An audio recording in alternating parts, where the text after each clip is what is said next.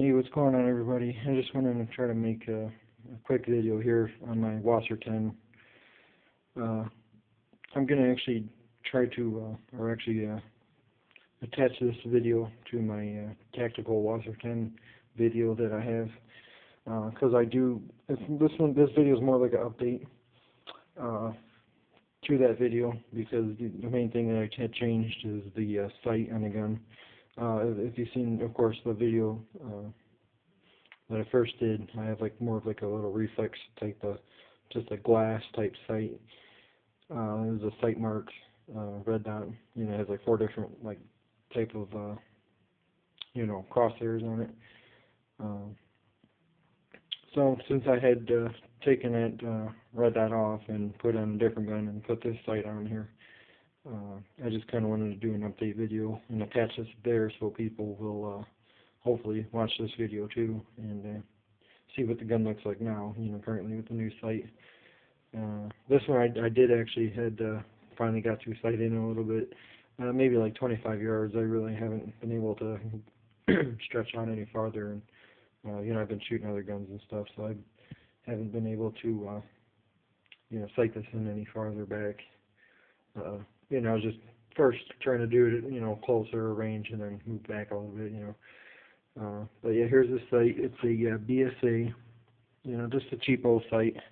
I actually got this off my brother, which actually I got this off of somebody he worked with, and I paid $25 for it, which is cheaper than what they are brand new. But I guess he never even used it. But let me try to see if I can turn this on with one hand here.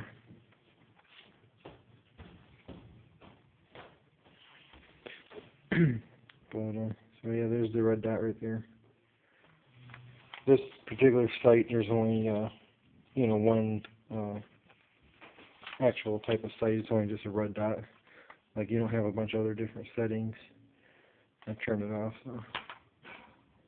But yeah, I'm real happy with it so far. It seems like it's held zero for the most part. I think it kind of looks pretty cool. And I don't know, that other sight, it just looked kind of small and puny for how big this gun is. And I put it actually on my Masterpiece Arms carbine, which the gun's a lot smaller and looks smaller for the most part. And I think it shoots the gun better. And this one kind of needed a bigger type of sight, I think. So I'm pretty happy with it. I'm glad I changed it. So really that's the only update I had done to it. I've been pretty happy with it. Just in case if nobody watches the first video and they automatically check out the this video, what I had done to it was 75 round style muzzle brake. I think it helps out a lot. It's not a tactical, it's just a no name, but it works great. It was actually one of my first things I'd done to the rifle. Tactical interfusion handguard says the 4 rails, 2 on the side. Put the tactical stubby grip. Of course, I kept the standard factory pistol grip that came with the gun.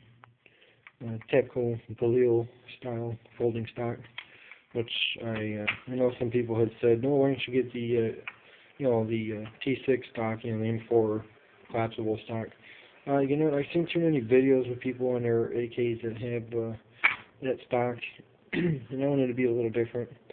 And plus, I wanted to keep my AK looking like somewhat of an AK and not trying to look like a M4 carbine, with quad rail handguards, which I know this does have it, but it still looks more like an AK, than, well, somewhat, of course, but instead of an actual aluminum quad rail. And so I was just trying to make it look this close to, being a traditional AK, but yet still being a little more modernized and tactical. So that's why I figured, excuse me, I wanted this Galil style.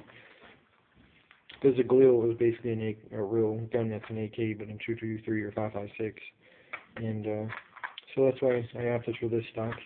And after owning it, you know, and plus the other thing is I really wanted a side folder, you know, so I can make it really compact.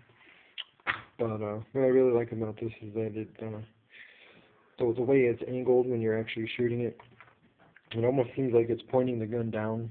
And with the muzzle brake, and I have a blackjack recoil buffer inside, it seems like recoil, like it really keeps the muzzle down with, you know, all three things. I think it's really helped out and made it more controllable. Of course, that's just my opinion.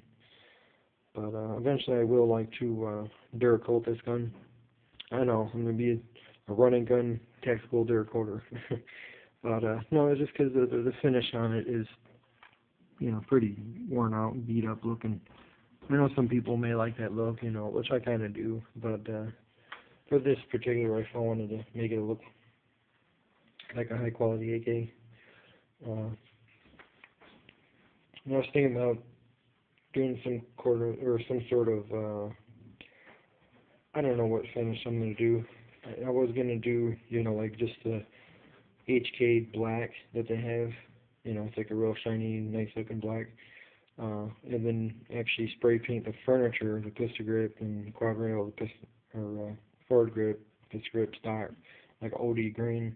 Or I may just leave the furniture black and then paint the gun in OD green. Or something, I'm not sure, I haven't really decided on it, but I'm going to wait for now. But I do want to finish it and make it look a little nicer. Kind of cooler looking too, you know. But we'll see what happens. But anyways, that's kind of the update. Just, you know, put the site on there. So if anybody has any questions, you know, feel free to ask and let me know. Oh, I'm sorry. And the side mount I have is the UTG Gen 5 mount. It's quick detach, you know.